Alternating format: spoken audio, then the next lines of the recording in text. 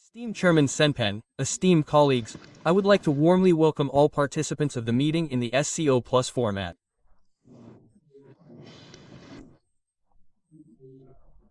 This is not the first time that we have met in such a broad format, uniting heads of state, members of the Shanghai Cooperation Organization, leaders of observer countries and SCO dialogue partners, guests of the chairmanship, as well as heads of leading international organizations.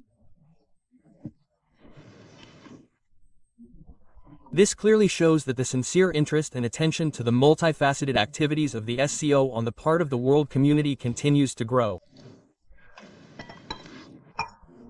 And more states are striving for an open and equal dialogue with our organization. Along with 10 full members, 2 observer countries, Mongolia and Afghanistan, and 15 dialogue partners are involved in the orbit of the Shanghai Organization. Taking this opportunity, I would like to congratulate the President of Laos, Hengloun Susolith, on the fact that today, by unanimous decision of the Council of Heads of State, his country also received partner status. Applications from more than a dozen more states to join the interaction with the SCO as an observer or dialogue partner are under consideration. Each of these applications certainly deserves the most attentive and friendly attitude. The main thing is that all those who want to establish interaction with the Shanghai Organization share its values and ideals. We are committed to pursuing an independent policy and jointly searching for solutions to pressing problems.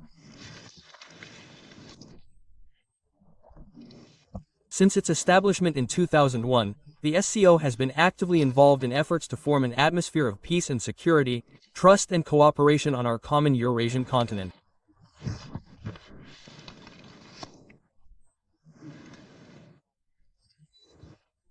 In this regard, we have certainly listened attentively to everything that Mr. Xi Jinping has proposed to create a new, more effective and functional system of global governance.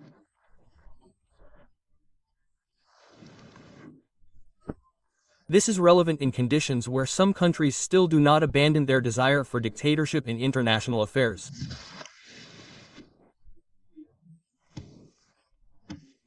Russia supports the initiative of Chairman Xi Jinping and is interested in starting a concrete discussion of the proposals made by our Chinese friends.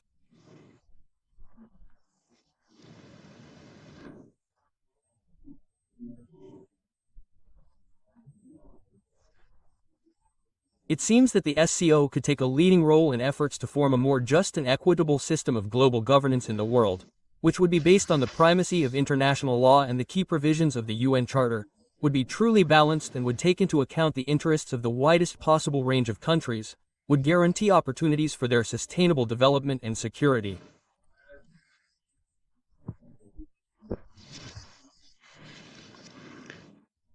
Within the SCO, trade, economic, investment and financial cooperation is also vigorously advancing.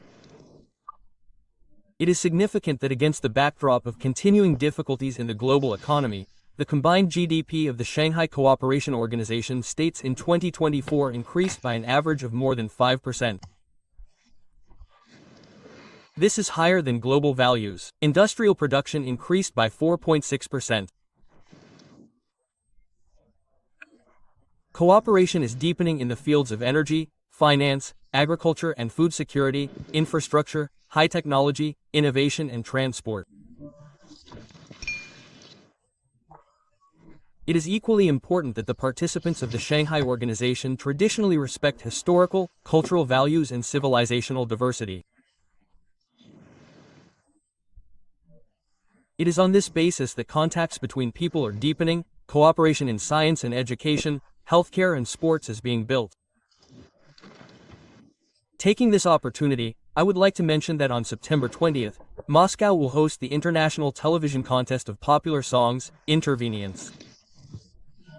This large-scale project is aimed at promoting universal, cultural and spiritual values. The contest has already generated keen interest.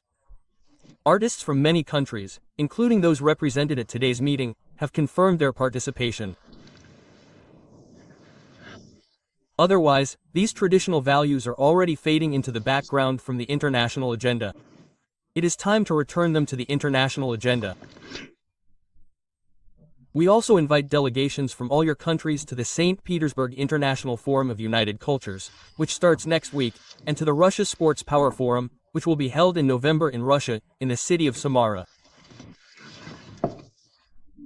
The current meeting will undoubtedly be useful and will contribute to strengthening friendly relations between all the countries represented here. It will serve to actualize broad cooperation in a variety of areas. Thank you for your attention.